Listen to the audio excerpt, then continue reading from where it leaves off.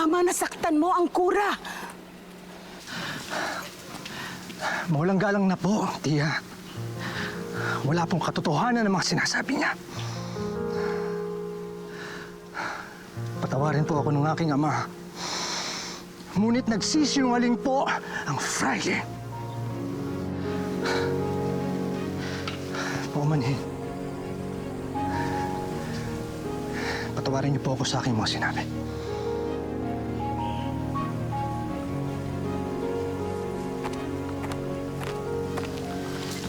Crisostomo!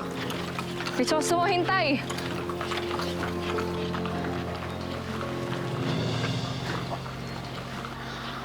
Buti na lang hindi ako napansin ni Maria Clara. Nakakaloko naman yun. Talaga ba? Public place?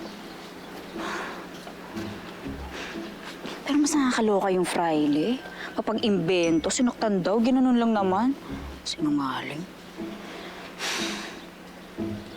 Hindi maganda ang kutob ko sa pangyayaring ito. Hindi akong magadulot ito ng masamang repurkasyones laban sa aking kaibigan. Subukan niyo magsumbong sa ina niyo. Subukan niyo lang. Subukan niyo lang, ha? Pati si Sisa, sasaktan ko! At hindi ko lang ba siya sasaktan? Ipapakulong ko kayo. Kayong mag-iina!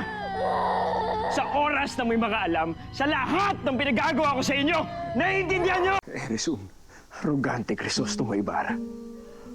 Eres un arrogante. Hindi ako makapaniwala na minovyo na si Maria Clara at gaya pa ng isang anak ng erehe at filibustero sapagkat nagkasala ako. Perdóname, Señor. Lo siento. Lo siento mucho. Lo siento.